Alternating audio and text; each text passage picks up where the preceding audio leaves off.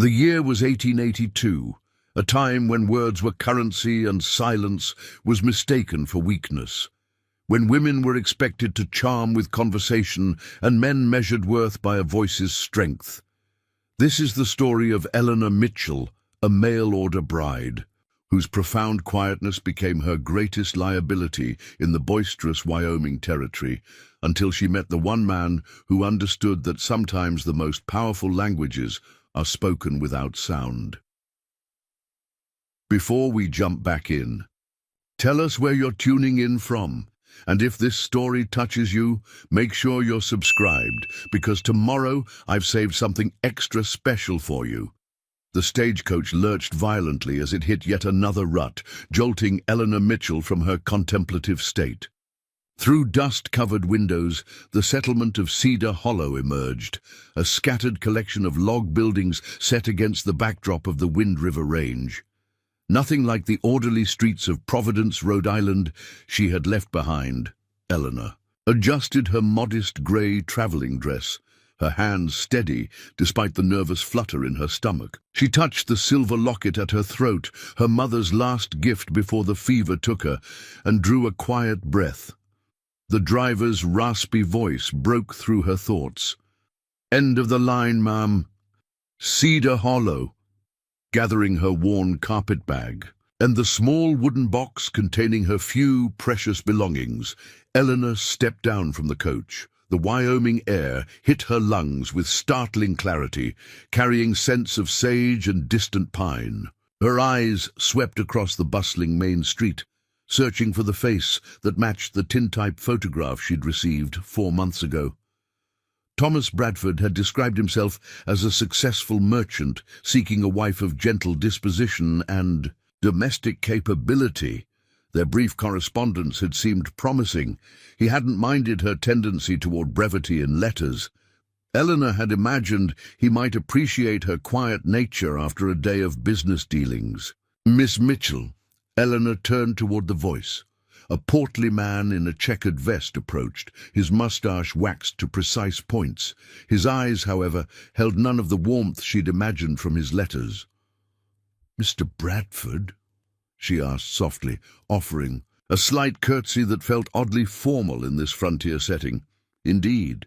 He looked her over with the calculating gaze of a man appraising merchandise. His frown deepened with each passing second. "You're smaller than I expected." Eleanor straightened her spine. "The journey was long, sir. Perhaps I appear travel-worn." Bradford's expression shifted to confusion, then irritation. He leaned closer. "Speak up, woman. I can barely hear you." "I said—" Eleanor raised her voice slightly, though it still barely carried above the street noise. "I may appear tired from traveling." Several passers-by had slowed their pace, openly curious about the exchange. Bradford's face reddened as he noticed the attention. "Good Lord," he muttered, then spoke with exaggerated volume. "Is that as loud as you can speak?" Eleanor felt heat rise to her cheeks. "I speak clearly enough, Mr. Bradford. Perhaps the street noise—" "The street noise is normal," he interrupted, his voice carrying to the growing audience. "I run the largest mercantile in Cedar Hollow. I need a wife who can greet customers, handle negotiations when I'm away, call out prices at auctions. Not some mouse who whispers like she's in church." A woman loading supplies onto a wagon nearby snickered. 2 men outside the saloon exchanged amused glances. "I assure you, I'm quite capable of—" Eleanor began, but Bradford cut her off with a dismissive wave. No, this won't do at all." He pulled at his vest, agitation evident in every movement. "I specifically advertised for a woman of suitable temperament. I assumed that meant someone who could actually communicate."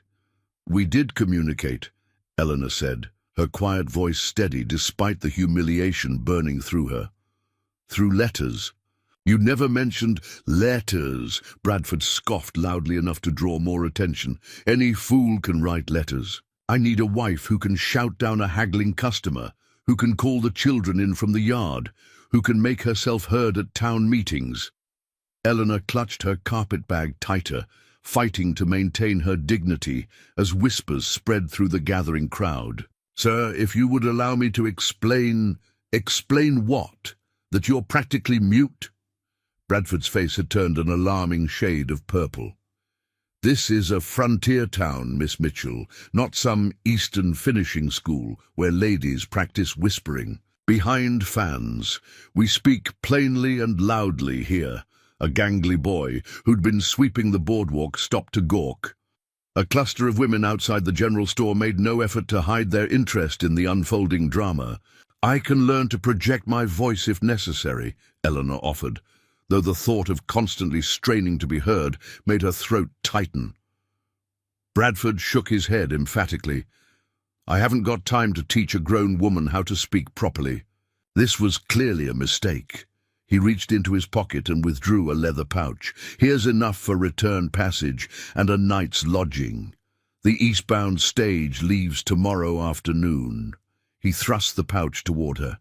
The coins inside clinked. With finality, Eleanor stared at the offered money, the full weight of her situation crashing down. She had sold everything to make this journey, surrendered her small room above the seamstress shop, bid farewell to the few acquaintances she had in Providence.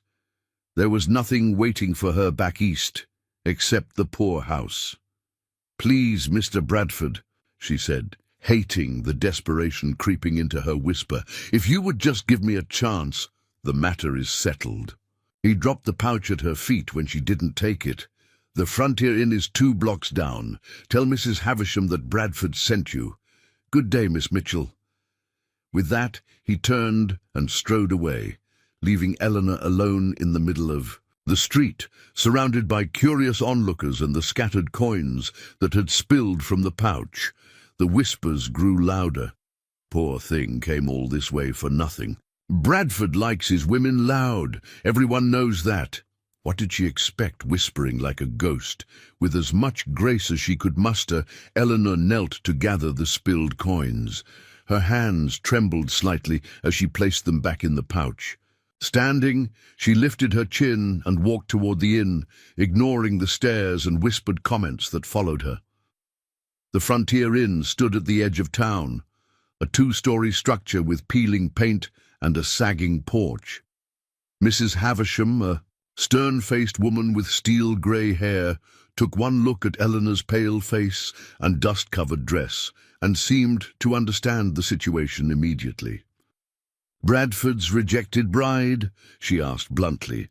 Eleanor nodded, too emotionally exhausted to attempt speech. Rooms at the top of the stairs, last door on the right, Mrs. Havisham said, sliding a key across the scarred counter. Supper's at 6, if you're inclined to eat, though most in your position prefer to hide. The room was sparse, a narrow bed with a thin quilt, a washstand with a chipped basin, and a single window overlooking the backs of buildings. Eleanor set down her belongings and sank onto the bed, finally allowing her shoulders to slump. She removed the locket from her throat and opened it to reveal the tiny photograph inside. Her parents on their wedding day. Her father, a librarian, and her mother, a music teacher, had understood her quiet nature. They had created a home where silence was comfortable, where communication happened through gentle gestures and knowing looks as often as through words. What now? She whispered to their faded images.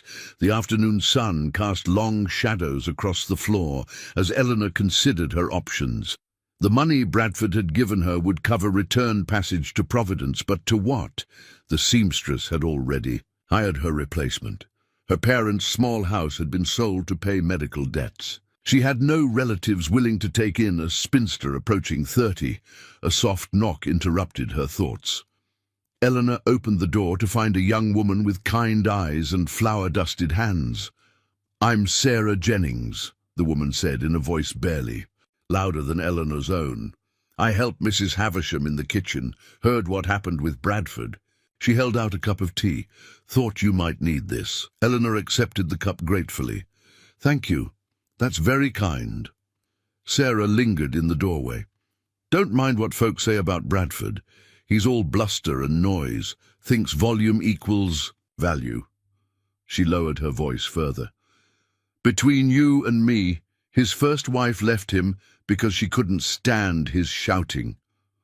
Despite everything, Eleanor felt a small smile tug at her lips. I suppose I should be grateful for the narrow escape. Then, might be. Sarah glanced down the hallway, then leaned closer. There's something else you should know. Man came by the inn about an hour ago asking after you. Not Bradford, someone else. Eleanor's brow furrowed. Who? Nathan Holloway. Owns the Triple Creek Ranch about 10 miles north of town. Sarah hesitated. He's different from most folks around here. Keeps to himself mostly. Some say it's because... She stopped abruptly as heavy footsteps sounded on the stairs. Mrs. Havisham's voice called out, "Sarah! Those biscuits won't make themselves!" "Coming," Sarah called back, then whispered quickly to Eleanor. "He said he'd return before supper. Might be worth hearing what he has to say." With a sympathetic smile, she hurried away. Eleanor closed the door and returned to the window, her mind turning over this unexpected development. Why would a stranger inquire about her? What could a reclusive rancher want with a rejected mail-order bride? As the sun began its descent toward the mountains, Eleanor made a decision. She would meet this Nathan Holloway, hear what he had to say. After all, what did she have to lose? She had already been humiliated, rejected, and left with nowhere to go. Perhaps this encounter would offer some alternative to the grim futures she'd been contemplating. She washed her face in the basin, repinned her dark hair, and changed into her second-best dress, a deep blue wool that her mother had always said brought out the grey in her eyes. If she was to face another potential rejection, she would do so with what dignity she had left. As 6 o'clock approached, Eleanor descended the stairs to the inn's small dining room.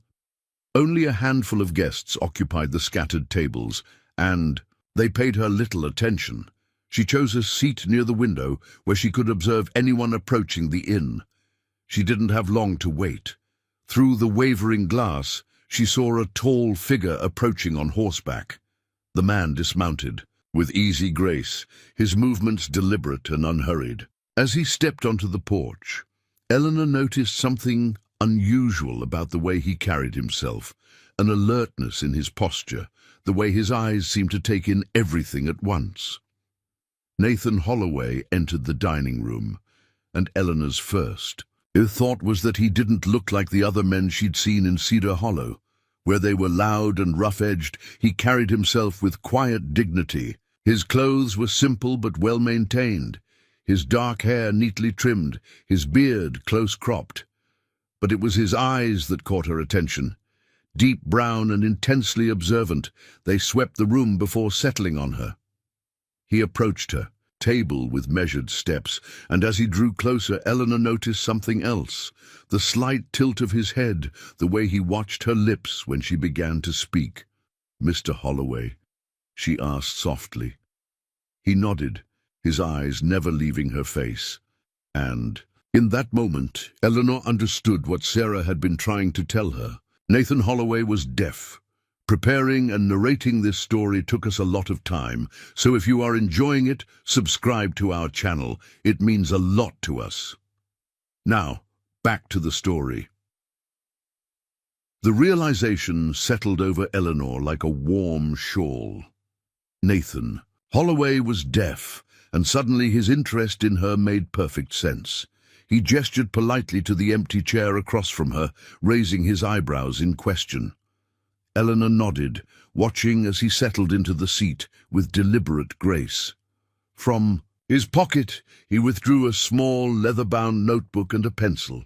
His hand moved swiftly across the page, and he turned it toward her. "Miss Mitchell, I hope you'll forgive my unconventional approach. I saw what happened with Bradford today." Eleanor felt her cheeks warm, but there was no mockery in his eyes, only understanding. She reached for the pencil he offered, writing in her neat script, "News travels fast in Cedar Hollow, it seems." The corner of his mouth lifted in what might have been a smile. He wrote, "In a town this size, a whisper carries as far as a shout, sometimes farther." The irony wasn't lost on Eleanor. She found herself relaxing slightly as he continued writing. "I have a proposition that might interest you, if you're willing to hear it." Mrs. Havisham approached their table with 2 bowls of stew and a suspicious glare. "Mr. Holloway," she said loudly, over-enunciating as if volume would somehow penetrate his deafness, "I hope you're not bothering my guest." Nathan's eyes flicked to her lips, reading them with practiced ease. He shook his head politely, then wrote something in his notebook and showed it to the innkeeper. Whatever it said made Mrs. Havisham's stern expression soften marginally. "Well then," she huffed, setting down the bowls, "see that you both eat while it's hot." She bustled away, shooting curious glances over her shoulder. Nathan pushed one of the bowls toward Eleanor, then wrote, "The stew here is actually quite good, despite appearances." Eleanor found herself smiling, the first genuine smile since stepping off the stagecoach. There was something comforting about this silent conversation, free from the pressure to project her voice or strain to be heard. As they ate, Nathan continued, writing, explaining his situation. "I own Triple Creek Ranch, about 10 miles north. I raise horses, good ones, but I need help, and not the kind most people think." Eleanor raised her eyebrows questioningly. "I have ranch hands for the heavy work," he wrote. "What I need is someone who understands that communication isn't always about volume. Someone who can help me with the business side, correspondence, records, dealing with buyers who aren't comfortable with my condition." Eleanor's hand trembled slightly as she wrote, "You're offering me a position." "Yes. Room and board, fair wages, and respect for who you are, not who others think you should be." The offer was unexpected, practical, and somehow more honest than anything Bradford had promised in his letters. Yet Eleanor hesitated. Why me? Surely there are others more qualified. Nathan's response came after a thoughtful pause. "This morning I was in town getting supplies. I saw how you handled Bradford's rejection, with dignity despite his cruelty. I saw how you spoke softly but clearly. Most importantly, I noticed how you maintained eye contact, how your face showed what your voice didn't need to." He paused, then added, "I've learned to read more than just lips. I read character." Eleanor studied his face, searching for any sign of deception or ulterior motive. She found none. His gaze was direct but not aggressive, patient but not pitying. "When would you need an answer?" she wrote. "The eastbound stage leaves tomorrow afternoon. If you're interested, I'll be here at sunrise with a wagon. If not, I wish you safe travels." The simplicity of his offer, no pressure, no grand promises, just a straightforward proposition, appealed to Eleanor's practical nature. Still, she needed to know more. What would my duties entail exactly? Nathan's pencil moved steadily. Keeping ranch records, writing correspondence to horse buyers and breeders, helping me understand complex negotiations through written translation, and perhaps teaching my young daughter Emma, who lost her hearing to scarlet fever last year. Eleanor's breath caught. "You have a daughter?" "She's 8, still adjusting to her new silence. Her mother died 3 years ago, thrown from a horse." His face remained composed, but Eleanor sensed the depth of loss behind those simple words. The revelation shifted something in Eleanor's perception. This wasn't just a business arrangement, it was a chance to help a child navigate a world of silence, something Eleanor understood in her own way. "I'd like to think about it overnight," she wrote. Nathan nodded, closing his notebook and standing. He touched his hat brim in farewell, then paused and wrote one more message. "Whatever you decide, remember, your quietness isn't a flaw. To some of us, it's a gift." After he left, Eleanor remained at the table, her mind churning with possibilities. The other diners had departed, leaving her alone with her thoughts and the clatter of dishes from the kitchen. Sarah emerged eventually, carrying a slice of apple pie. "Saw you talking with Mr. Holloway," she said, setting the pie down. "Or writing, I suppose." Eleanor nodded. He offered me a position at his ranch. Sarah's eyes widened. Did he now? Well, that's something. She glanced around, then slid into Nathan's vacated chair. Can I speak plainly? Please do. Nathan Holloway's a good man, better than most around here. Lost his hearing in a mining accident when he was 20. Dynamite blast. Instead of letting it break him, he bought land with his compensation money and built one of the finest horse ranches in the territory. Eleanor absorbed this information. And his wife? Sarah's expression softened. Margaret was a spirited woman, only person I ever saw who could argue with Nathan using nothing but gestures and expressions. When she died, he withdrew even more. Then little Emma got sick. She shook her head. Town gossips say he's cursed, but I think he's just had more than his share of sorrow. Why are you telling me this? Sarah met her eyes squarely. Because you're considering saying no, and I think that would be a mistake for both of you. That night, Eleanor lay awake in the narrow bed, weighing her options. Return east to uncertain prospects and likely poverty, or venture into the unknown with a man who saw value in her silence. The choice, when stripped of fear and convention, became clear. As dawn painted the sky pink and gold, Eleanor stood on the inn's porch with her carpetbag, watching the horizon. True to his word, Nathan appeared with a wagon just as the sun crested the mountains. He drew the horses to a stop and looked at her questioningly. Eleanor stepped forward, her decision made. For the first time since arriving in Cedar Hollow, she felt no need to speak. Her presence on the porch said everything necessary. Nathan's smile was subtle but genuine. He secured her bag in the wagon bed, then offered his hand to help her onto the seat. His touch was gentle but steady, his calloused palm warm against hers. As they drove through town, Eleanor noticed curtains twitching and faces peering from windows. Let them look, she thought. Let them whisper about the quiet woman and the deaf rancher. She was done caring about their judgments. The road to Triple Creek Ranch wound through valleys dotted with wildflowers and stands of quaking aspen. Nathan drove with relaxed confidence, occasionally pointing out landmarks, an eagle's nest high in a dead pine, a stream where wild mustangs sometimes drank, the boundary marker where his property began. After an hour's journey, they crested a rise, and Eleanor caught her first glimpse of her new home. The ranch house sat in a natural bowl surrounded by gentle hills, its log walls golden in the morning light. A large barn and several outbuildings formed a neat compound, while fenced. Pastures stretched toward the mountains. Horses grazed peacefully, their coats gleaming in the sun. But it was the small figure on the porch that captured Eleanor's attention. A girl with copper-colored braids, watching their approach with solemn intensity. Emma. Nathan must have noticed. Eleanor's gaze. He pulled a note from his pocket, already written. She's nervous about meeting you, afraid you'll be like the last governess who shouted as if volume could cure deafness. Eleanor felt a surge of protective anger toward this child she hadn't yet met. She took the pencil and wrote, I understand being different. We'll find our own way to communicate.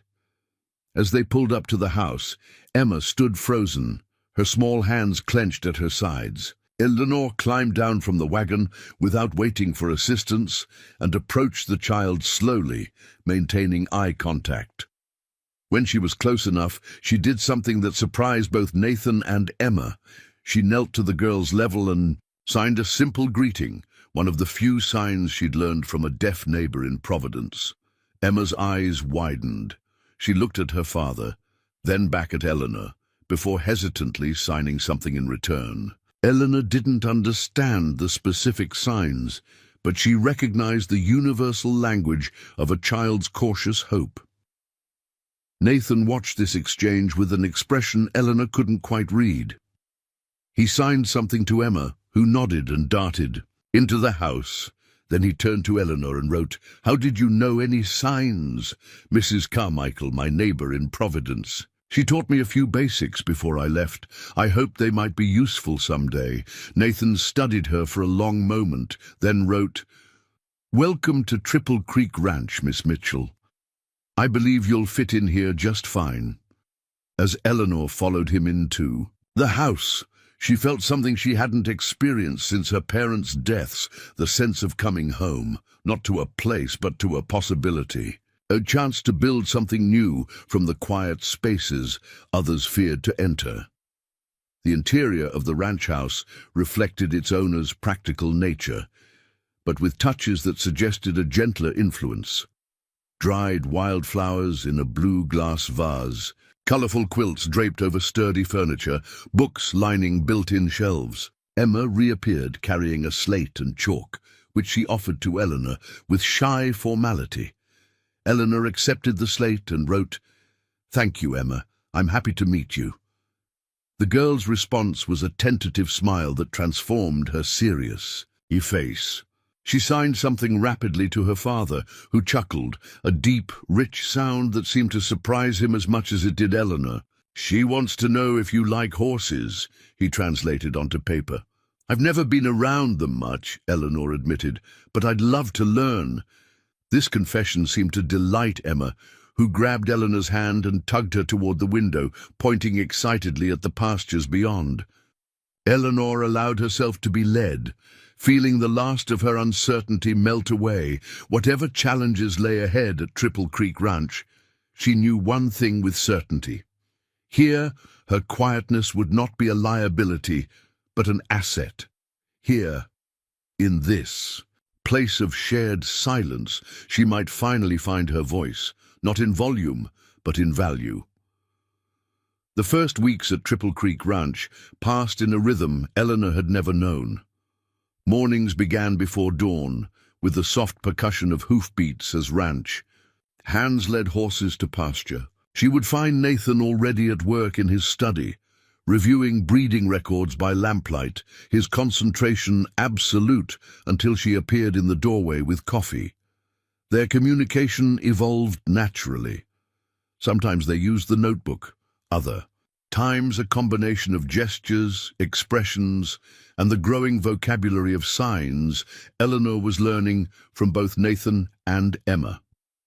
She discovered that Nathan had an extensive library of books on horse breeding and ranch management, many annotated with his careful handwriting. One morning, about 3 weeks into her stay, Eleanor was organizing correspondence when she noticed a pattern in the responses from potential buyers.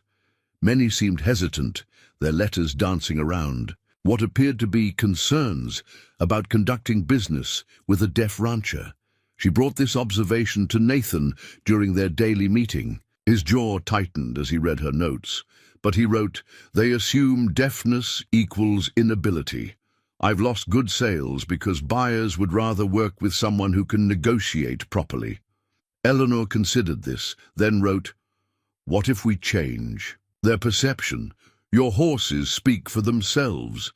Let me draft letters that showcase your expertise without apologizing for your deafness."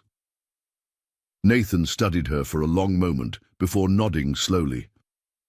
That afternoon, Eleanor began crafting a new approach to their business correspondence, one that emphasized Triple Creek's reputation for excellence and Nathan's deep knowledge of bloodlines and training methods. The results were immediate. Within weeks, inquiries increased, and several previously hesitant buyers scheduled visits. Eleanor took quiet satisfaction in watching these men arrive skeptical and leave impressed, having witnessed Nathan's expertise firsthand. Emma, meanwhile, had attached herself to Eleanor like a shadow. The girl's hunger for learning matched Eleanor's joy in teaching. They established a daily routine: mornings for traditional subjects like arithmetic and reading, afternoons for what Emma called the interesting stuff, art, music theory, which Eleanor adapted for visual learning, and the ever-expanding world of sign language. One afternoon, Eleanor sat with Emma on the porch, using the slate to explain fractions through drawings of divided apples. Nathan approached from the stables, pausing to watch them work. The tenderness in his expression made Eleanor's heart flutter unexpectedly. Later he wrote, "She's different since you arrived, happier, more confident." "She was always this remarkable," Eleanor replied. "She just needed someone to see it." Their eyes met over the notebook, and something unspoken passed between them, an acknowledgement of growing connection that went beyond employer and employee. As summer deepened, Eleanor's role at the ranch expanded. She accompanied Nathan to horse auctions, serving as his voice while he selected stock with unerring judgment.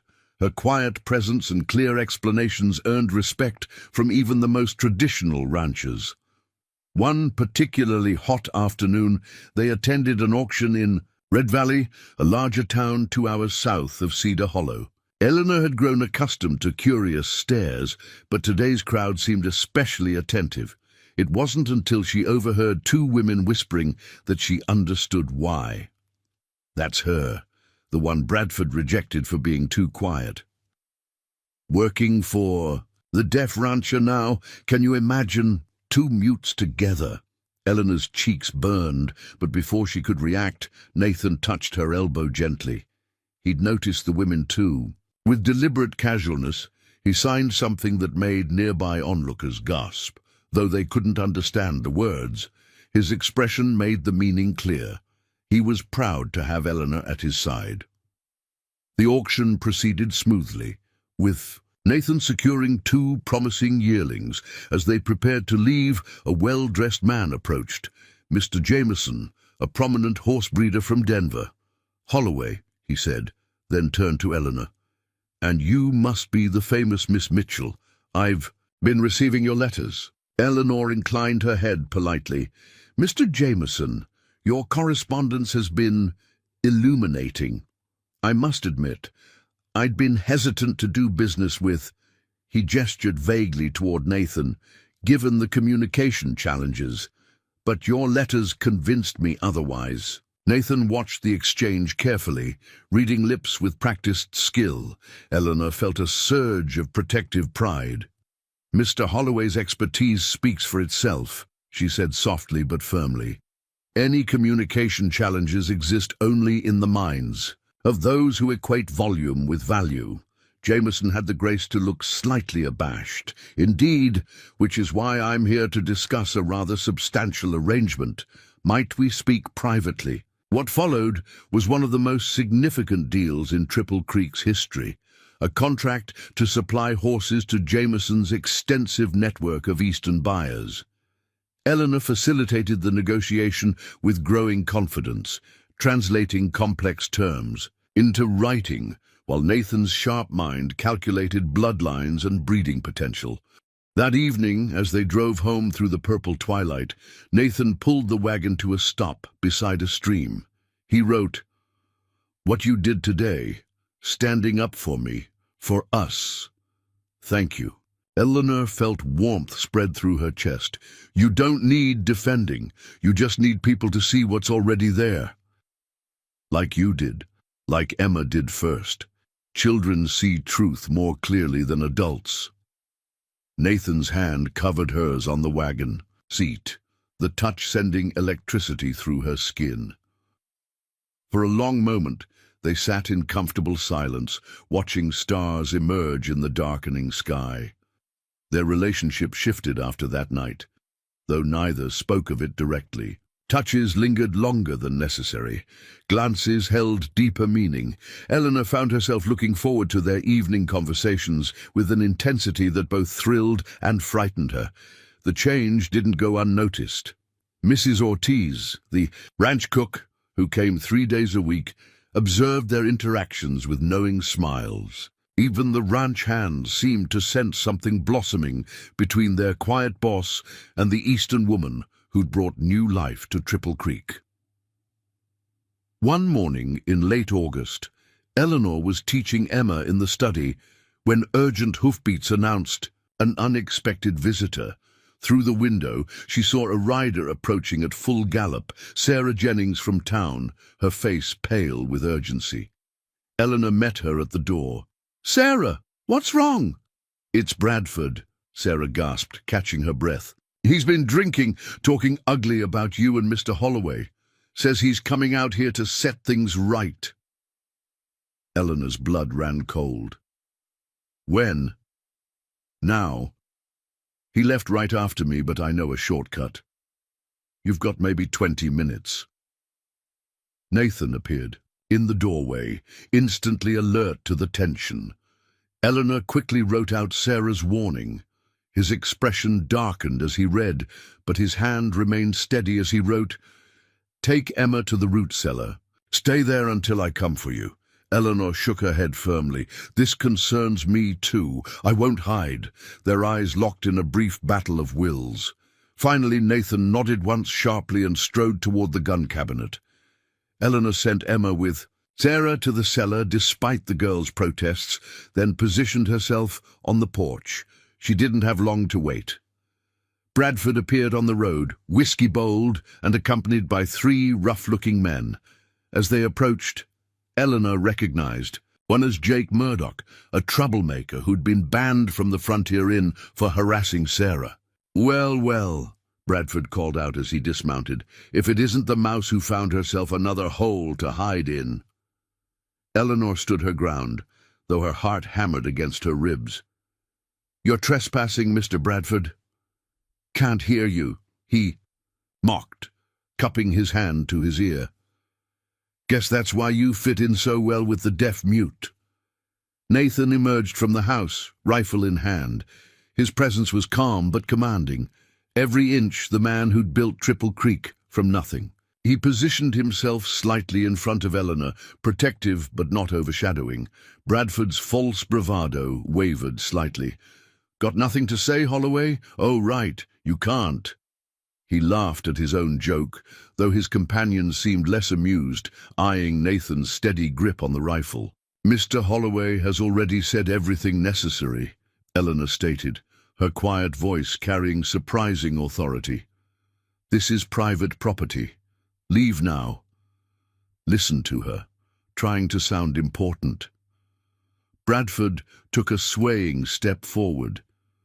"You know what they're saying in town? That you two are living in sin, that you're using your afflictions as an excuse for immorality." Eleanor felt Nathan tense beside her, but she placed a restraining hand on his arm. "What people say reveals more about them than about us. Your presence here, drunk and threatening, speaks volumes about your character." "You rejected her, Bradford," one of his companions muttered. "Let it go." "Shut up," Bradford snarled. "She made me look like a fool." "No," Eleanor said softly. "You did that yourself." The truth of her words seemed to penetrate Bradford's whiskey-fogged mind. His face contorted with rage, and he lunged forward, only to stop short as Nathan's rifle snapped to his shoulder in one fluid motion. The crack of a gunshot split the air, but it came from behind them. Sheriff Coleman sat astride his horse at the ranch entrance, his own rifle smoking. "That's enough, Bradford. You boys are done here." Eleanor hadn't even heard him approach, but she'd never been more grateful for an arrival. The sheriff's presence deflated the remaining fight from Bradford and his men. "She's the one causing trouble," Bradford protested weakly. "Funny," Coleman drawled, "seeing as you're the one on private property with 3 armed men." He jerked his head toward town.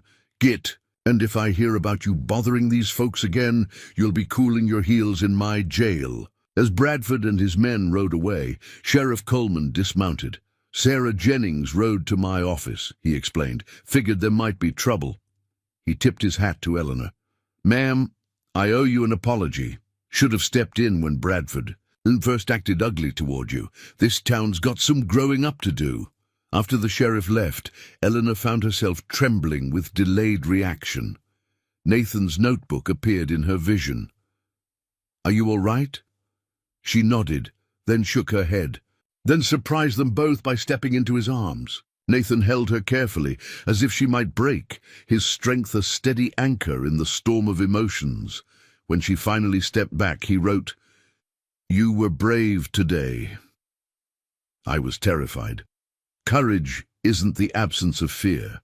It's acting despite it. Eleanor met his gaze, seeing in his eyes something that made her breath catch. Without thinking, she reached up and touched his face, her fingers tracing the line of his jaw. Nathan's hand covered hers, pressing it against his cheek. In that moment, words, spoken or written, became unnecessary. Their lips met in a kiss that tasted of tenderness and promise, of two people who had found in each other's silence a profound understanding. When they parted, Nathan's smile held a question. Eleanor answered it by taking his hand and leading him back into the house. Their house now, in every way that mattered. The confrontation with Bradford marked a turning point, both for Eleanor's standing in Cedar Hollow and for her relationship with Nathan. News of the incident spread quickly, but rather than damaging their reputations, it seemed to shift public opinion. The image of Eleanor standing firm against a drunken bully resonated with the frontier spirit of courage and self-reliance. September arrived with golden aspens and crisp mornings. Eleanor had been at Triple Creek for nearly 4 months, and the ranch had transformed under her influence. The office was now meticulously organized, correspondence flowed smoothly, and most importantly, Nathan's business was thriving. Word had spread about the quality of Triple Creek horses and the professionalism of its operations.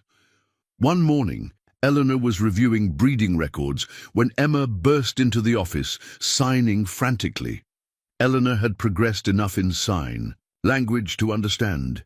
Visitors were approaching, important-looking ones.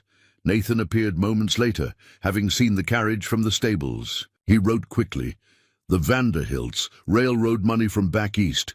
They telegraphed last week about purchasing a full stable's worth of horses." Eleanor straightened her dress and smoothed her hair. She'd handled significant negotiations before, but the Vanderhilt name carried weight even in Wyoming territory. As the ornate carriage pulled up, she took her position beside Nathan on the porch. William Vanderhilt III stepped down first, followed by his wife, an elegant woman in traveling clothes that probably cost more than Eleanor's entire wardrobe. There, expressions shifted from polite interest to poorly concealed surprise when Nathan didn't greet them verbally. "Mr. Vanderhilt," Eleanor said softly but clearly. "Mrs. Vanderhilt, welcome to Triple Creek Ranch. I'm Eleanor Mitchell, Mr. Holloway's business associate." William Vanderhilt recovered quickly. "Ah, yes, your letters were most thorough." His gaze moved between Eleanor and Nathan, clearly trying to understand the dynamic. "Mr. Holloway looks forward to showing you our finest stock," Eleanor continued, smoothly. "He has selected several horses that match the specifications you provided." What followed was a masterclass in non-verbal communication. Nathan led the tour with confident expertise, examining horses with the Vanderhilts, while Eleanor provided running commentary, translating his insights about bloodlines, temperament, and training. Her quiet voice carried just enough to be heard without straining, and her explanations were precise and knowledgeable. By the time they returned to the house for refreshments, William Vanderhilt was thoroughly impressed. "I must admit," he said, accepting a glass of lemonade from Mrs. Ortiz, "I had reservations about this arrangement. But your operation is remarkably professional." His wife, Charlotte, had been watching Emma, who was practicing her letters on a slate in the corner. "Your daughter is delightful," she said to Nathan, then looked confused when he didn't respond. "Emma lost her hearing to illness," Eleanor explained gently. "She and her father share a special bond through sign language." Charlotte's expression softened. "How wonderful that they can still communicate. In New York, such children are often institutionalized." The word sent a chill through Eleanor. She'd heard of such places, warehouses for those deemed different or difficult. The thought of vibrant, intelligent Emma locked away made her stomach turn. Nathan must have read the conversation from their lips, because his hand found Eleanor's under the table, squeezing gently. The protective gesture didn't go unnoticed by Charlotte Vanderhilt, whose eyes sparkled with sudden understanding. The business discussion continued, culminating in the largest single sale in Triple Creek's history.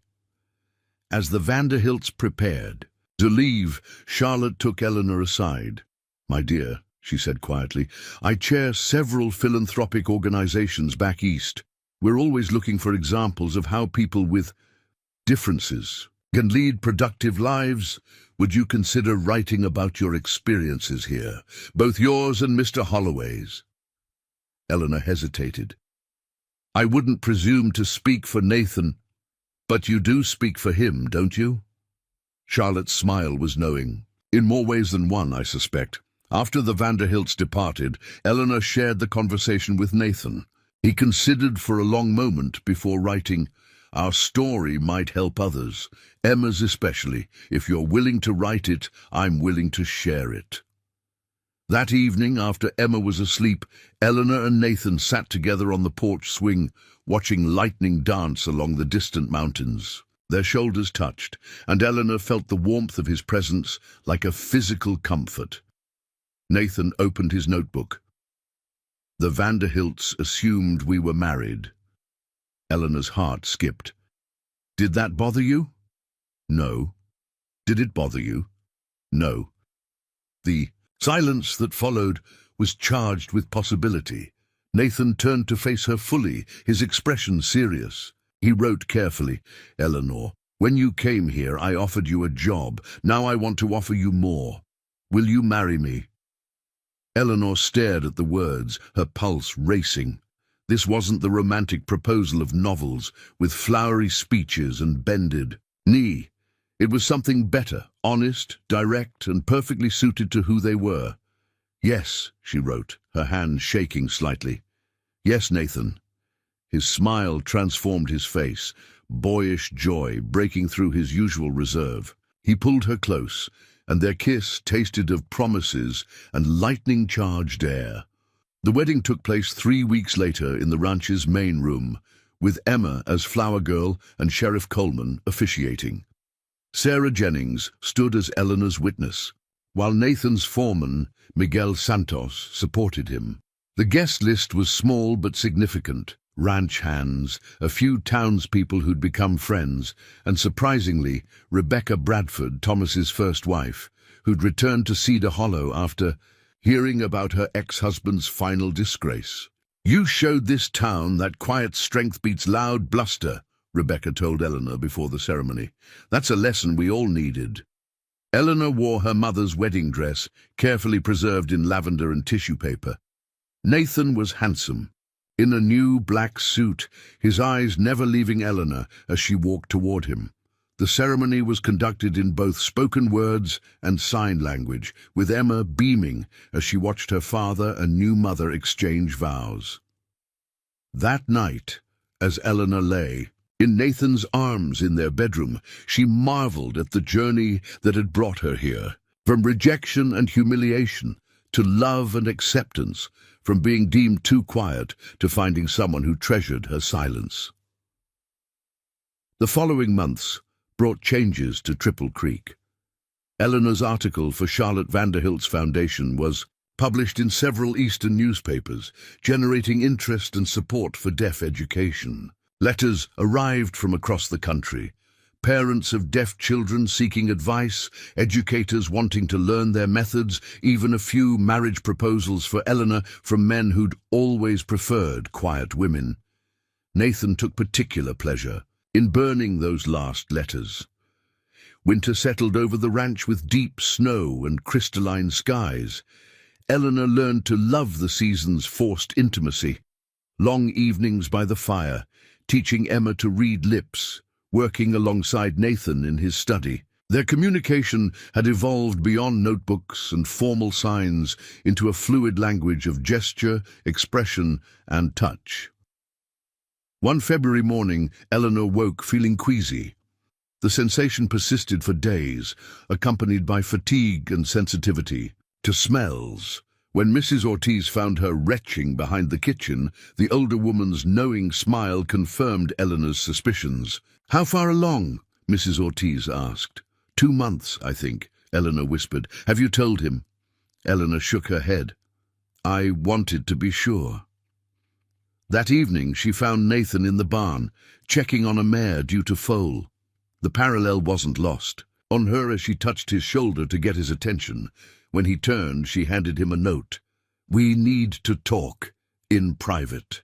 Concern creased his brow, but he followed her to the house. In their bedroom, Eleanor took his hands and placed them on her still flat stomach. Understanding dawned in his eyes, followed by joy so profound it took her breath away. Nathan dropped to his knees, pressing his forehead against her abdomen. When he looked up, tears glistened in his eyes.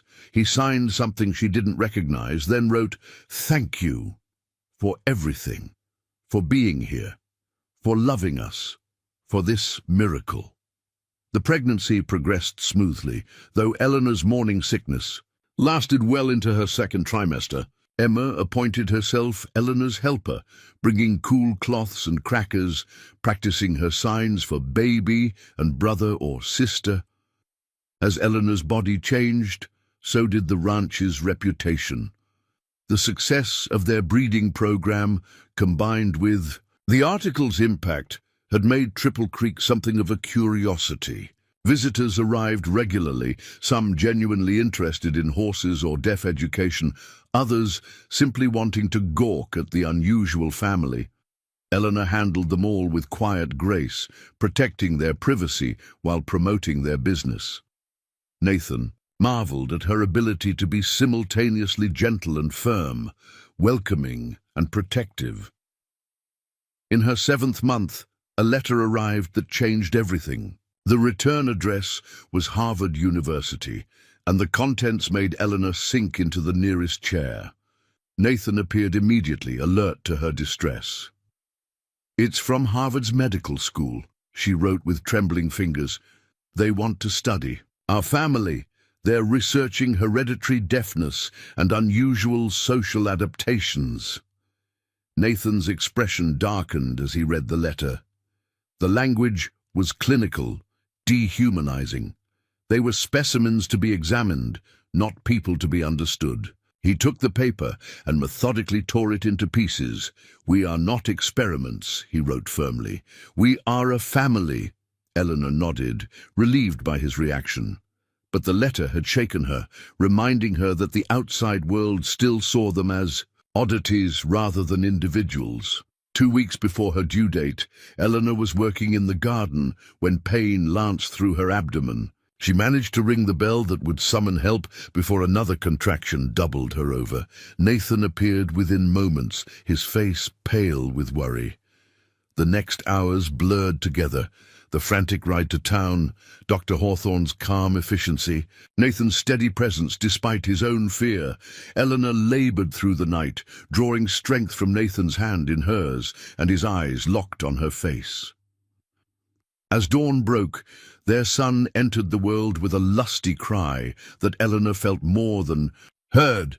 Nathan wept openly as the doctor placed the baby in his arms, and Eleanor watched her husband fall in love all over again. They named him Thomas James Holloway, Thomas for Eleanor's father, James for Nathan's.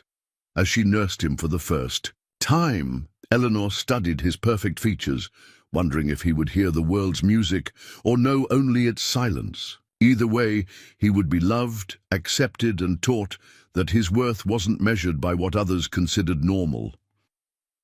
Emma was enchanted with her baby brother, signing gentle repeatedly as she touched his tiny fingers. Watching Nathan with both children, Eleanor felt a contentment so deep it almost hurt. This was what she'd traveled west to find, though she hadn't known it at the time. Not just a husband or a home, but a place where differences were strengths and silence spoke louder than words.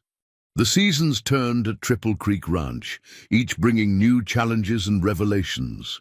Young Thomas grew strong and healthy, his hearing perfect, a fact that brought both relief and a touch of bitter-sweetness to Nathan, who worried his son might struggle to understand his father's world of silence, but Thomas seemed born to bridge worlds. By 18 months, he was signing simple words alongside his first spoken ones, moving effortlessly between sound and silence. Eleanor often found Nathan watching their son with wonder, as Thomas chattered verbally to his mother, then turned to sign the same stories to his father. One autumn afternoon, Eleanor was in the study working on correspondence when 10-year-old Emma rushed in, her face alight with excitement. Her signs were rapid but clear. "Riders coming, fancy carriage, 4 horses." Eleanor moved to the window.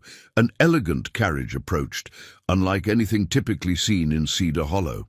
As it drew closer, she recognized the crest on its door, the Territorial Governor's seal.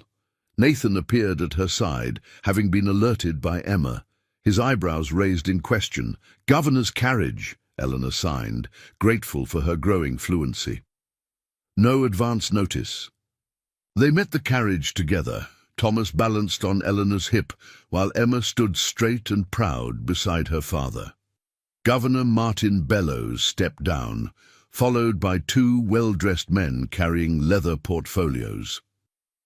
"Mr. Holloway, Mrs. Holloway," the governor greeted them warmly. "Forgive the unexpected visit. May we speak privately?" In the parlor, Eleanor served coffee while the governor explained his purpose. "I'll be direct," he said. "The territory is pushing for statehood. Part of that process involves demonstrating our progressive attitudes toward education and social welfare. Your ranch, your family, has become something of a symbol." One of his companions opened a portfolio. "We've been following Mrs. Holloway's articles about deaf education and integrated communication. The territorial legislature wants to establish a school, the Holloway Institute for Integrated Learning." Eleanor's cup rattled in its saucer. She set it down carefully before signing to Nathan, who had been reading the governor's lips with intense concentration. "The institute would serve both hearing and deaf children," the governor continued, "teaching sign language to all students, promoting understanding from the earliest ages. We'd like you both to serve on the founding board." Nathan wrote quickly. "Why us? We're ranchers, not educators." Eleanor voiced his question, adding her own thoughts. "While we're honored, there must be more qualified candidates." "Qualified, perhaps," the governor acknowledged, "but none with your practical experience or proven success. Mrs. Holloway, your quiet determination transformed not just your family, but community attitudes. Mr. Holloway, your business acumen proves that communication barriers need not limit achievement." The discussion continued for hours. By sunset, Eleanor and Nathan had agreed to consider the proposal, promising an answer within the month. After their guests departed, they sat together on the porch, watching Emma teach Thomas to catch fireflies. "It would mean spending time in the capital," Nathan wrote, "away from the ranch. We could hire additional help," Eleanor responded. "Miguel could manage operations when we're away." Nathan studied their children, his expression thoughtful. This could change things for Emma, for others like her, and for hearing children too, Eleanor added. "Teaching them early that difference doesn't mean less." The decision wasn't easy. Triple Creek had become more than their livelihood. It was their sanctuary, but the opportunity to create lasting change proved impossible to refuse. They accepted positions on the Institute's board with the understanding that their primary residence would remain the ranch. The next 2 years brought a whirlwind of activity. Eleanor found herself speaking, quietly but firmly, before legislative committees, sharing their story and advocating for inclusive education. Nathan's presence beside her spoke volumes, his dignity and intelligence challenging every stereotype. About deafness, the Holloway Institute opened its doors in September 1886, with Emma among its first students. The school occupied a beautiful building in Cheyenne, with large windows and spacious grounds. Eleanor and Nathan attended the opening ceremony, where Governor Bellows credited them with inspiring a new vision of education in Wyoming Territory. During the reception, Eleanor noticed a familiar figure hovering at the edge of the crowd, Thomas Bradford, considerably aged and humbled. He approached hesitantly. "Mrs. Holloway," he said, his former bluster entirely absent, "I owe you an apology." "1,000 apologies." Eleanor regarded him calmly. "What brings you here, Mr. Bradford?" "My nephew." He gestured toward a young boy talking animatedly with Emma in sign language. "Born deaf. His parents were told to institutionalize him, but I remembered you. What you said about value not being measured in volume." The irony wasn't lost on Eleanor. "And now he's enrolled here thanks to the institute you helped create." Bradford's voice cracked. "I was a fool, Mrs. Holloway. My prejudice nearly cost me the joy of knowing this remarkable child." Nathan had been watching the exchange. When Eleanor translated, he wrote, "Growth requires admitting mistakes. Thank you for sharing your nephew's story." The simple grace of Nathan's response clearly moved Bradford. "I've tried to make amends," he said. "Started a fund for families who can't afford the school's tuition. It's the least I could do." As Bradford walked away, Eleanor felt Nathan's hand on her shoulder. She turned to find him smiling, a mixture of satisfaction and compassion in his eyes. They had built something larger than themselves, a legacy of understanding that was already changing lives. Back at Triple Creek, life settled into a new rhythm. They divided their time between the ranch and the institute, with Eleanor often handling public relations, while Nathan focused on practical operations. Emma flourished at school, her natural leadership emerging as she helped newer students adapt. Thomas, now 3, had become the ranch's unofficial ambassador. His ability to move seamlessly between spoken and signed communication charmed visitors and challenged preconceptions. When a newspaper reporter asked if it was difficult raising a hearing child in a silent household, Thomas himself answered, "My house isn't silent. It's full of languages." The quote became something of a motto for the institute, printed on letterheads and carved above the main entrance. On their 5th wedding anniversary, Nathan surprised Eleanor with a gift that left her speechless, literally, for once. He led her to the empty field behind their house, where construction workers were laying a foundation. "What is this?" she signed, bewildered. Nathan's smile was mysterious as he handed her architectural drawings. The plans showed a beautiful music room, soundproofed, with spaces for both traditional instruments and visual music education tools. "For you," he wrote, "and for Thomas, and for any other children who come along. Music shouldn't be foreign in our home just because I can't hear it." Eleanor threw her arms around him, tears streaming down her face. The gesture represented everything she loved about this man, his generosity, his understanding that her world and his could coexist beautifully. The music room became the heart of their home. Eleanor taught Thomas piano, while Emma created visual compositions using colored lights and shapes.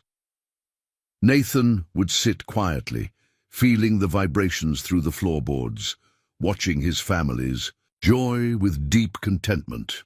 That winter brought unexpected news. Eleanor was pregnant again. At 37, she hadn't thought more children were possible. The pregnancy was difficult, requiring bed rest for the final months. Nathan hovered anxiously, his protective instincts in overdrive. Sarah Holloway was born during a spring thunderstorm. Her arrival, as dramatic as her personality would prove to be. Unlike her brother, Sarah was born deaf, a fact confirmed when she slept peacefully through Thomas's enthusiastic piano practice. If Nathan had worried about having a deaf child, those fears evaporated the moment he held his daughter. He signed "beautiful" over and over, tears of joy replacing any hint of concern. Eleanor watched her husband with their newest child and felt a profound sense of rightness. Their family wasn't typical by any measure. A formally rejected mail order.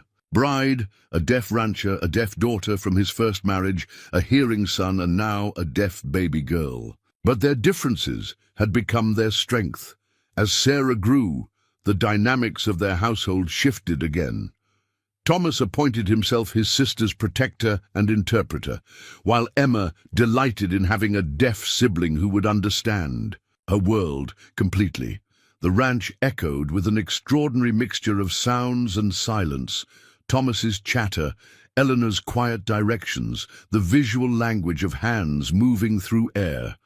The Holloway Institute continued to thrive, its revolutionary approach attracting attention from educators across the country. Eleanor found herself corresponding with schools from Boston to San Francisco, sharing their methods and philosophy.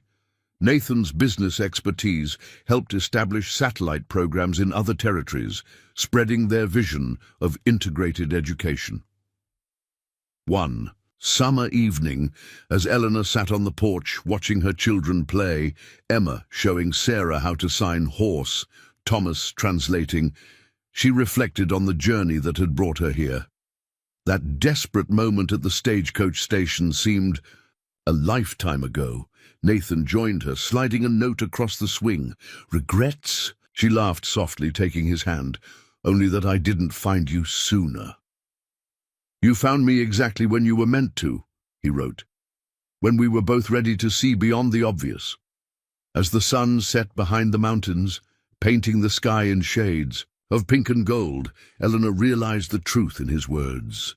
Her quietness, once deemed a fatal flaw, had led her to a man who valued silence. His deafness, considered by many to be a limitation, had created a family where communication transcended sound. Together, they had built something remarkable, not just a successful ranch or a groundbreaking institute, but a living testament to the power of accepting difference and finding strength in what others saw as weakness. Their love story, written in the spaces between words, continued to unfold in ways neither could have imagined that first day in Cedar Hollow. The years flowed like the creek that gave Triple Creek Ranch its name, each season bringing new growth and unexpected challenges. By 1890, Wyoming had achieved statehood, and the Holloway family had become prominent figures in the new state's progressive movement. Sarah, now 3, was a whirlwind of energy and determination. Unlike Emma's gentle nature, Sarah approached her deafness with fierce independence, often rejecting help even when she needed it.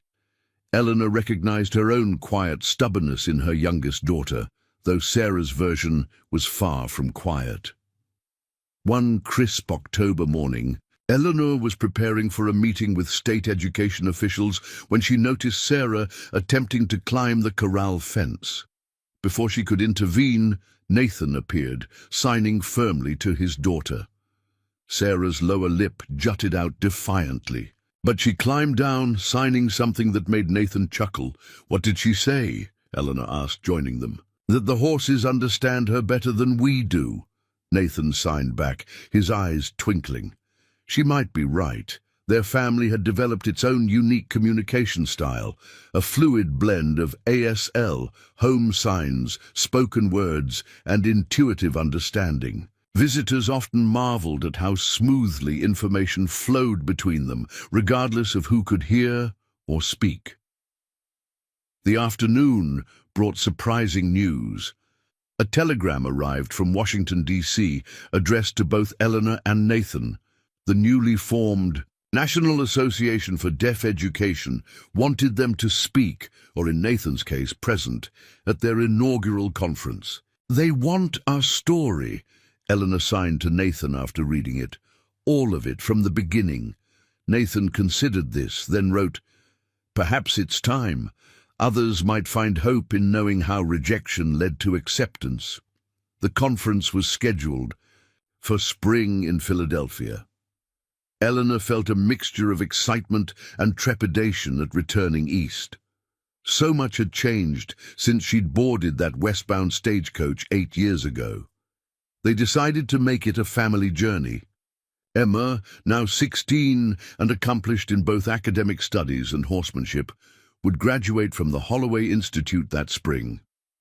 Thomas, at 7, was eager to see the places from his mother's stories. Even little Sarah would make the trip, though Eleanor worried about managing her energetic daughter on such a long journey. As winter melted into spring, preparations intensified. Eleanor worked on her presentation, struggling to condense their story into something that would inspire rather than simply entertain. Nathan reviewed business arrangements, ensuring the ranch would run smoothly in their absence. The night before their departure, Eleanor found Nathan in his study, looking through a familiar leather portfolio, his artwork from their early days together. "Nervous?" she signed.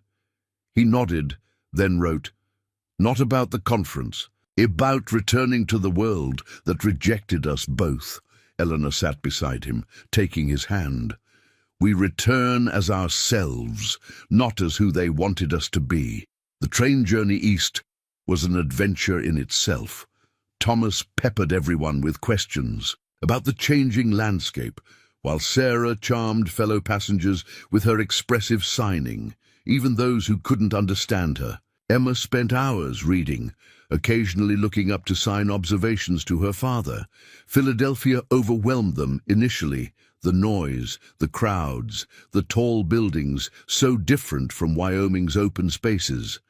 But Eleanor felt a strange sense of homecoming too. This was the world she'd known, now viewed through eyes changed by frontier life. The conference venue was grand, a former theater converted into a meeting hall. As they entered, Eleanor noticed the stares, not the cruel curiosity of their early days in Cedar Hollow, but genuine interest and admiration. Their reputation had preceded them. The first day included presentations from educators and medical professionals. Eleanor listened carefully, noting how clinical and detached many speakers were. They talked about deaf individuals as subjects to be studied rather than people to be understood. When their turn came the following morning, Eleanor approached the podium with Nathan beside her. The hall fell silent as they took their places. A quietly dignified woman and a tall, composed man whose presence commanded attention without a word. 8 years ago, Eleanor began, her soft voice somehow filling the space. "I stepped off a stagecoach in Cedar Hollow, Wyoming, expecting to marry a man who wanted a suitable wife. Instead, I was rejected for being too quiet." She paused, letting the irony sink in. "That rejection became my greatest blessing, leading me to Nathan Holloway, a man who understood that communication isn't about volume, it's about connection." As Eleanor spoke, Nathan illustrated their story through a series of drawings projected onto a screen, images he'd created specifically for this presentation. The audience watched, transfixed, as their journey unfolded. The humiliation at the stagecoach, their first written conversation at the inn, Emma's gradual trust, the confrontation with Bradford, the building of their family, and the institute. "We, who don't see deafness as a deficiency to be fixed," Eleanor continued, "we see it as a different way of experiencing the world, one that enriches rather than diminishes." Nathan then took center stage, his presence commanding even in silence. Through Eleanor's voice and his signs, he shared his perspective.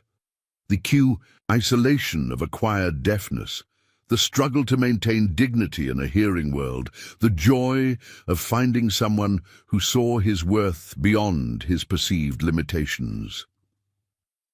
The presentation concluded with Emma, Thomas, and Sarah joining them on stage. Emma signed a poem she'd written about growing up in a house where love speaks all languages.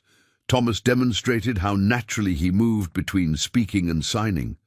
Sarah, irrepressible as ever, signed enthusiastically about her horse's back, making the audience laugh with her animated expressions. The standing ovation lasted several minutes. Afterward, they were surrounded by attendees asking questions, sharing stories, seeking advice. Eleanor noticed tears in many eyes, parents of deaf children, educators frustrated with traditional methods, deaf adults who'd never seen their experience reflected so positively. Among the crowd, Eleanor spotted a familiar face, Charlotte Vanderhilt, looking older but still elegant. "My dear," Charlotte embraced her warmly. "What you've built goes far beyond what I imagined when I first asked you to write about your experiences." That evening, at the conference gala, Eleanor and Nathan were presented with an award for revolutionary contributions to deaf education. As Nathan held the crystal trophy, his eyes met Eleanor's across the crowded room. No words or signs were needed. Their shared smile said everything. The conference changed things. Invitations poured in from schools and organizations across the country. Publishers wanted Eleanor to write a book. Medical researchers sought Nathan's input on deaf-friendly practices. The Holloway Institute received funding offers from multiple sources, but amidst the acclaim, Eleanor sensed Nathan's growing discomfort with their public role. One night in their hotel room, he wrote, "I'm a rancher, not a celebrity.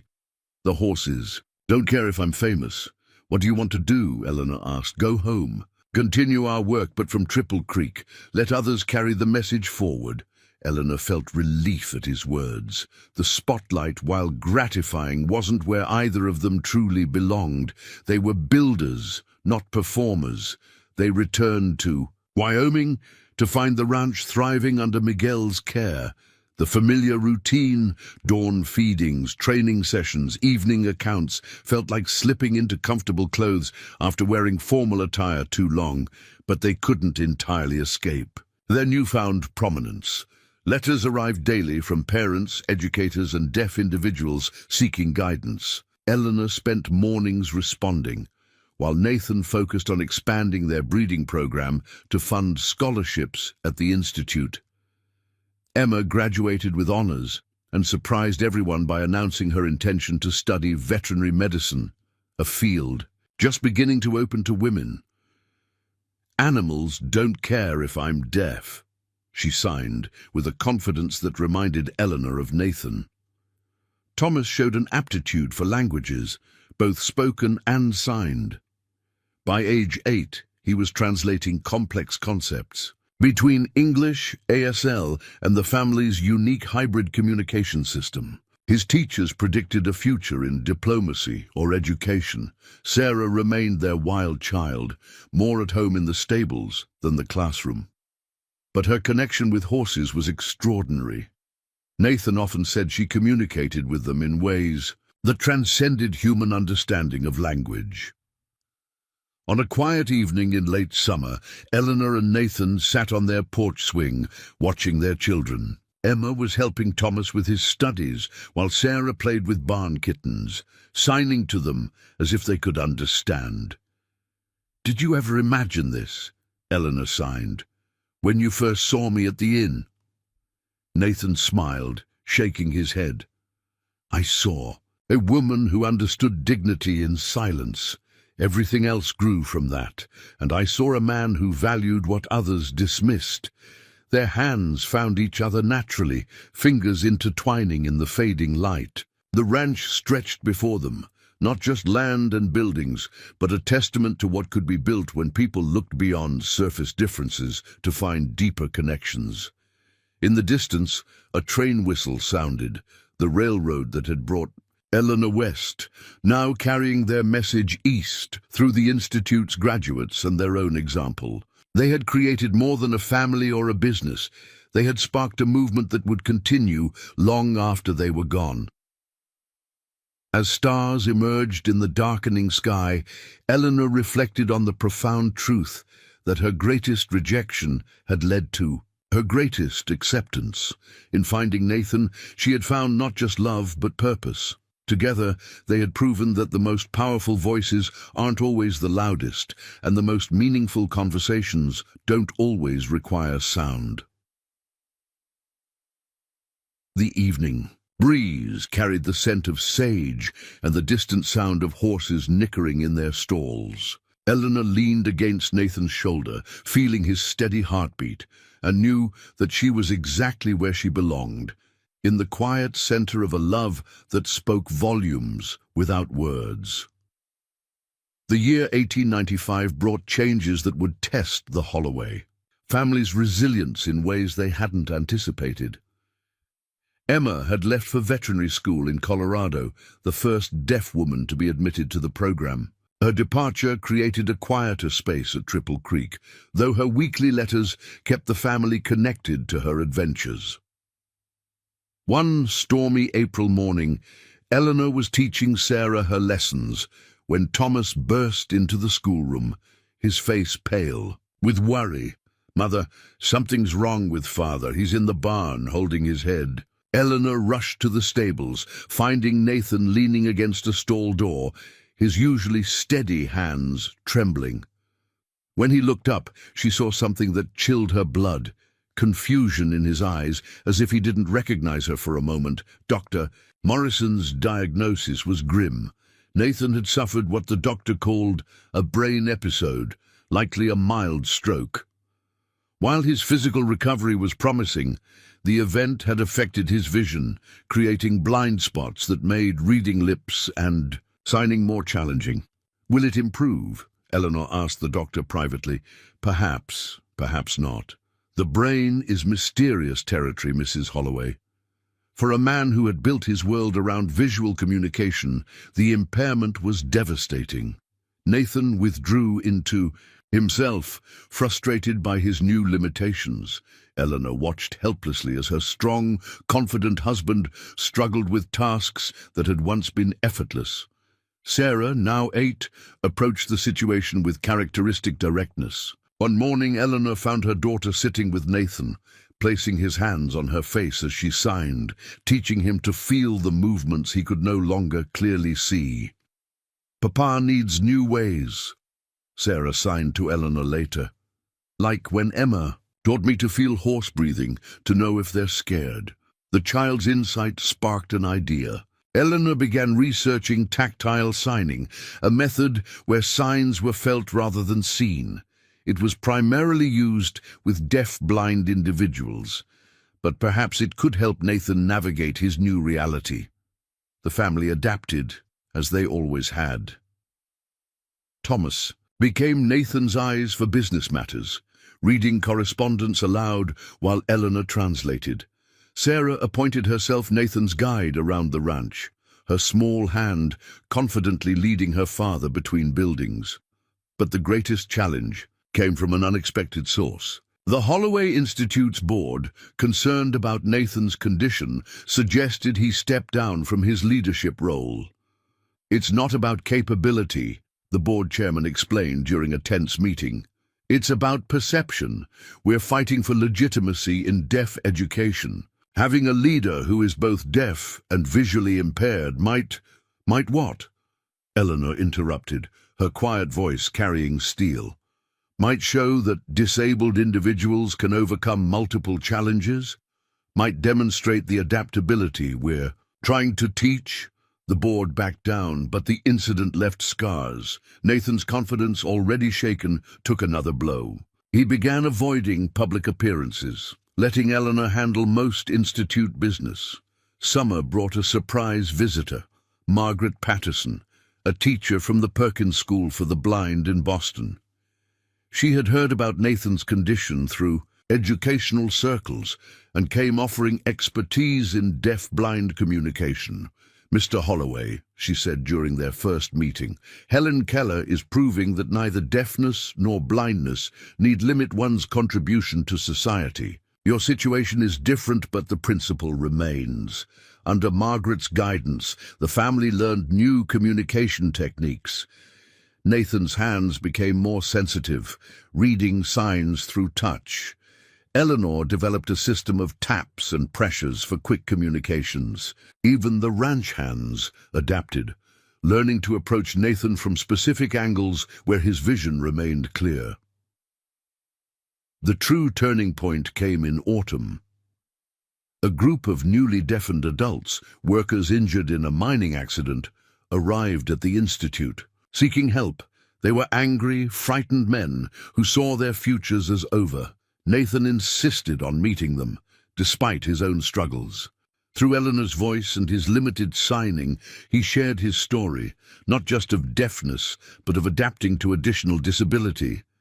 His honesty about fear and frustration, combined with visible evidence of overcoming challenges, reached the men in ways no other counselor had. You showed them possibility, Eleanor signed that evening.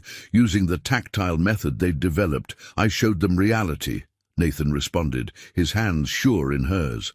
That life changes, but doesn't end. The experience revitalized Nathan's commitment to the Institute. He began working with Margaret to develop programs for multiple disabilities, expanding their mission beyond deaf education. That winter, a letter arrived that would change their course again. The territorial government of Alaska was establishing schools for native populations and wanted the Holloways' expertise in bridging cultural and communication barriers.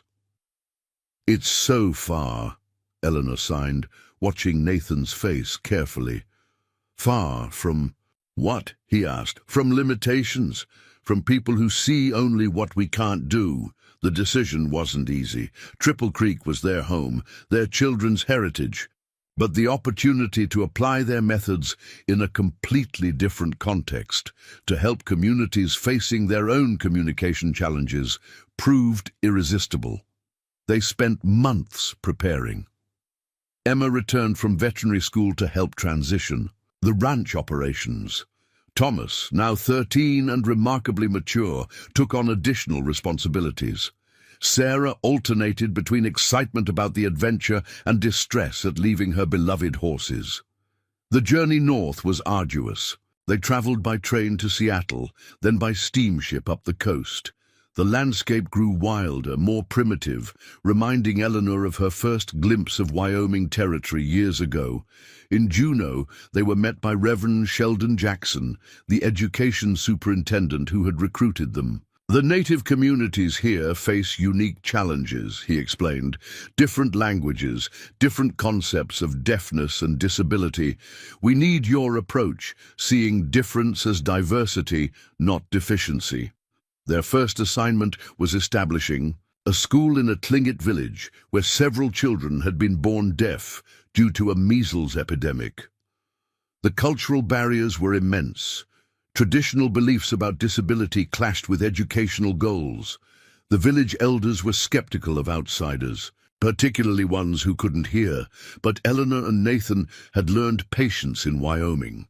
They spent weeks observing, learning customs, building trust.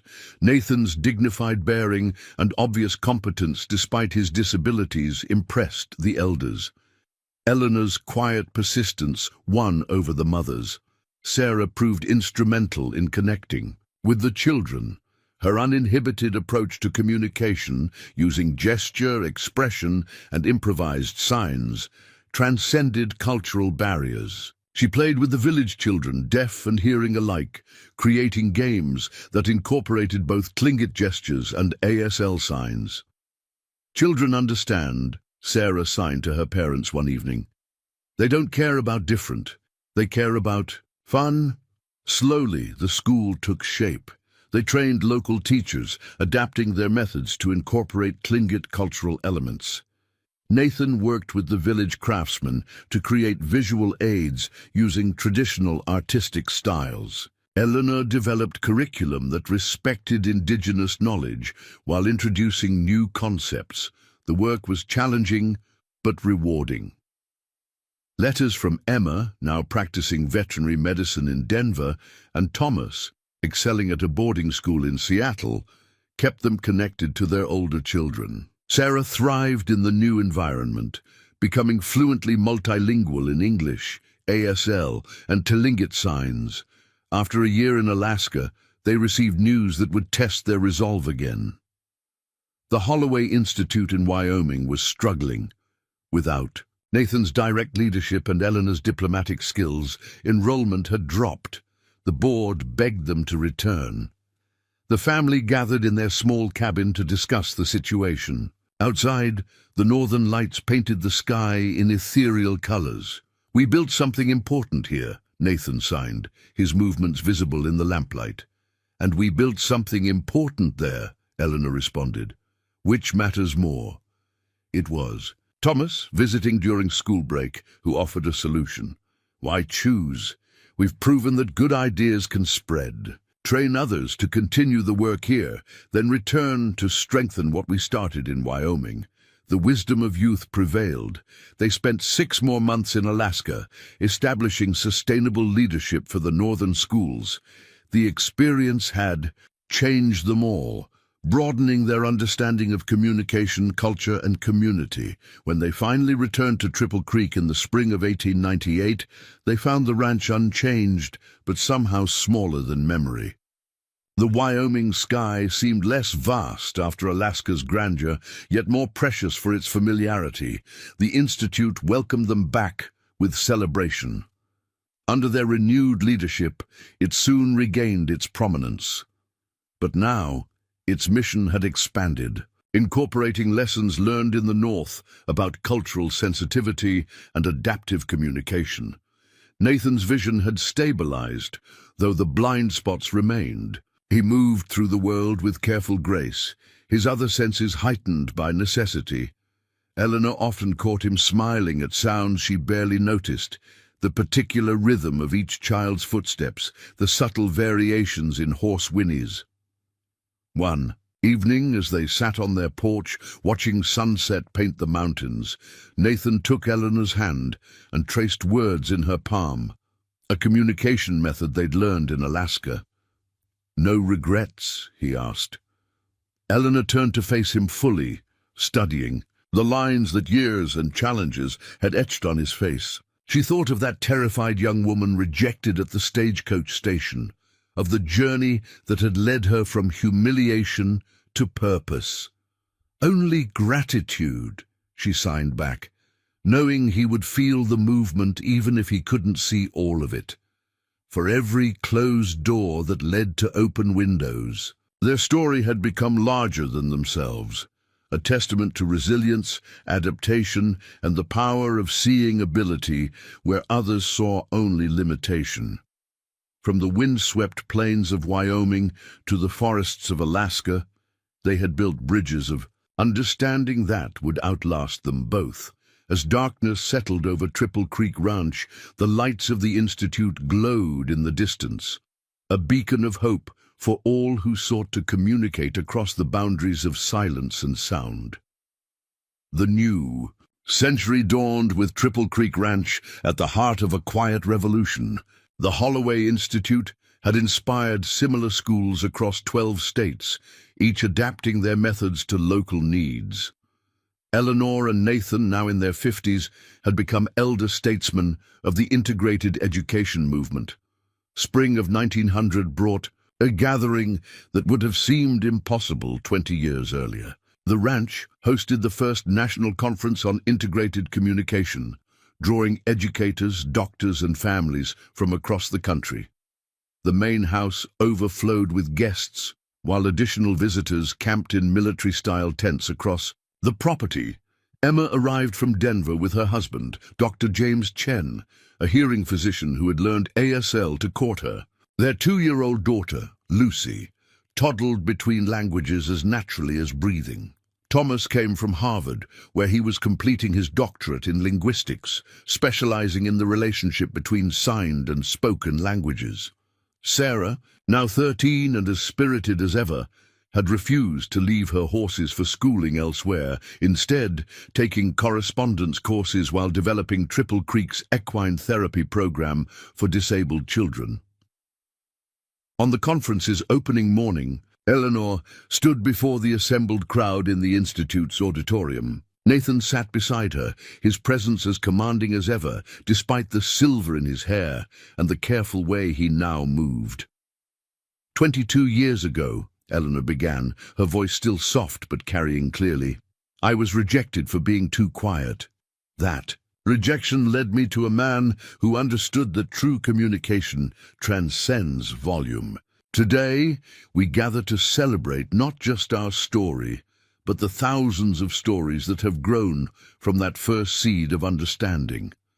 The conference featured presentations from institute graduates now teaching across the country, parents sharing success stories and researchers presenting evidence that integrated education benefited both deaf and hearing children. But the most powerful moment came during an unscheduled session. Thomas Bradford, now elderly and frail, asked to speak. The man who had once rejected Eleanor for her quietness stood before the assembly, his nephew, now a successful attorney, signing. Beside him, "I represent the old way of thinking," Bradford said, his voice wavering. "The belief that difference equals deficiency. My prejudice nearly cost me the joy of knowing my nephew, and did cost me the respect of this community. I speak today to say I was wrong, profoundly, destructively wrong. The Holloways showed us a better way." His apology, decades in the making, moved many to tears. Eleanor felt Nathan's hand find hers, squeezing gently. They had long ago forgiven Bradford, but his public acknowledgement marked a symbolic end to the attitudes that had once defined deaf education. As the conference concluded, the family gathered on the porch for a private moment. 4 generations of Holloways, from Nathan and Eleanor to baby Lucy, represented the living legacy of their work. "What happens now?" Sarah signed, always direct. Nathan smiled, his hands moving with practiced grace despite his vision impairment. "Now we trust others to carry it forward. Our part was to begin. Their part is to continue." The following years brought both joy and sorrow. Emma's veterinary practice specialized in working animals for disabled individuals. She developed a program training assistance dogs for deaf children, combining her medical knowledge with the communication principles she'd learned at home. Thomas published groundbreaking research on bilingual brain development in children raised with both signed and spoken language. His work challenged the prevailing medical opinion that sign language hindered speech development, proving instead that it enhanced overall language acquisition. Sarah shocked everyone by eloping with a Basque shepherd who communicated primarily through whistles, a language she learned with characteristic determination. They established a therapeutic riding center at Triple Creek, where children with various disabilities found confidence and joy through horsemanship. Sarah's unconventional approach to communication, blending ASL, whistles, and horse training, signals, proved remarkably effective with children who struggled with traditional methods. In 1905, Eleanor published her memoir, The Eloquence of Silence, which became required reading in education programs nationwide. The book's dedication, "A read to Nathan who taught me that the heart speaks loudest when the voice is still." The memoir detailed not just their personal journey, but the evolution of their educational philosophy and the countless lives they'd touched. Critics praised its quiet wisdom and revolutionary simplicity, noting how Eleanor's gentle prose carried profound implications for social change. Nathan's health declined gradually. The stroke effects worsened, and by 1910 he relied heavily on tactile signing. Yet his mind remained sharp, his dignity undiminished. He continued breeding horses until the very end, his hands reading their musculature and movement with uncanny sensitivity. Ranch hands often found him in the stables before dawn, running his hands along a horse's legs, detecting subtle changes in muscle tone that even the veterinarian might miss.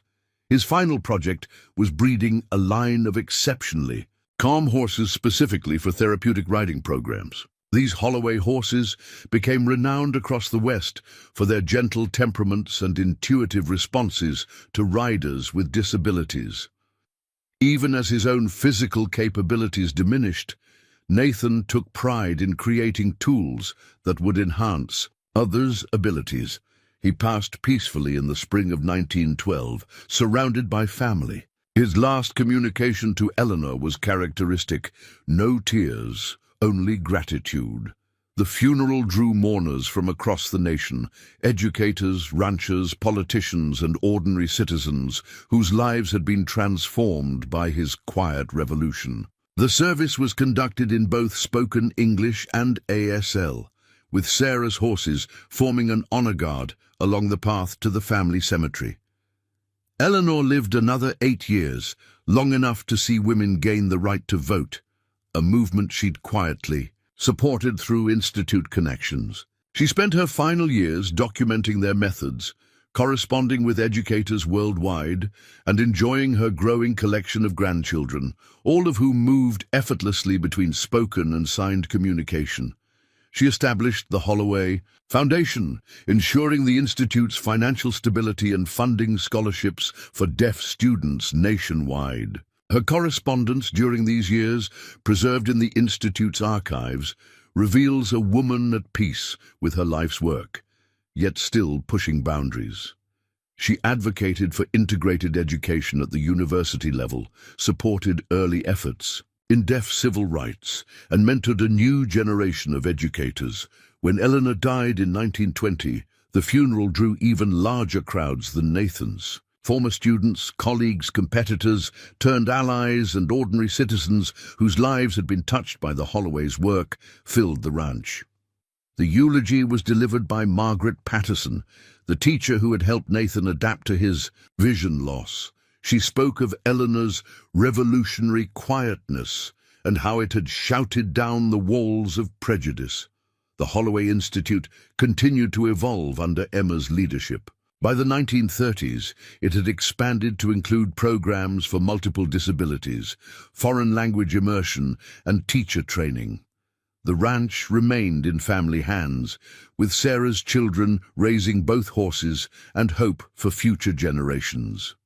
During World War II, the Institute adapted its methods to help soldiers who had lost hearing in combat, expanding its impact beyond childhood education. In 1950, on the Institute's 60th anniversary, Emma, now silver-haired but still vibrant, unveiled a statue in the courtyard. The bronze sculpture depicted Eleanor and Nathan as they'd been that first day at the inn. Two people separated by silence but connected by understanding, their hands poised to begin the conversation that would change countless lives. The inscription read, Eleanor and Nathan Holloway, 1860-1920, 1858-1912. They found in quiet what others missed in noise, the universal language of respect. Today, the Holloway method is taught in schools worldwide. The ranch houses a museum documenting their story, while the Institute continues its mission of integrated education. Visitors often pause at Eleanor's favorite spot on the porch, where a small plaque bears her most famous quote, "I was rejected for being too quiet, only to discover that silence speaks volumes when hearts are willing to listen." The museum features original artifacts, Eleanor's first notebook from those early conversations with Nathan, his portfolio of drawings, Emma's childhood compositions, and Sarah's therapy saddles. But the most popular exhibit is the recreation of that first meeting at the Frontier Inn, with life-sized figures of Eleanor and Nathan, their hands poised with notebook and pencil, beginning the conversation that would change deaf education forever. In 2000, the centennial celebration brought Holloway descendants from around the world. Lucy's granddaughter, now president of the Institute, announced a new initiative, the Global Holloway Network, using internet technology to connect deaf and hearing students across continents. The program, she explained, embodied Eleanor and Nathan's original vision, building bridges across all forms of silence. The woman once deemed too quiet had created an echo that would resonate through generations, proving that the most powerful messages often come in whispers, and the most eloquent statements are sometimes made in perfect silence. As the sun sets over Triple Creek Ranch each evening, casting long shadows across the land where this remarkable story unfolded, one can almost imagine Eleanor and Nathan sitting together on their porch swing, hands intertwined, sharing the comfortable silence of two souls who found in each other's quietude the loudest declaration of love. In the end, Eleanor Mitchell Holloway's journey from rejected mail-order bride to educational pioneer proved that sometimes our greatest weaknesses become our most profound strengths. Her partnership with Nathan demonstrated that true communication requires no sound, only understanding, patience, and the courage to see beyond conventional limitations. Their legacy lives on in every classroom where children sign and speak. Together, in every family that embraces difference as a gift, and in every quiet voice that finds the strength to be heard. Up next, you've got two more standout stories right on your screen. If this one hit the mark, you won't want to pass. These up. Just click and check them out. And don't forget to like, subscribe, and turn on the notification bell so you don't miss any upload from us.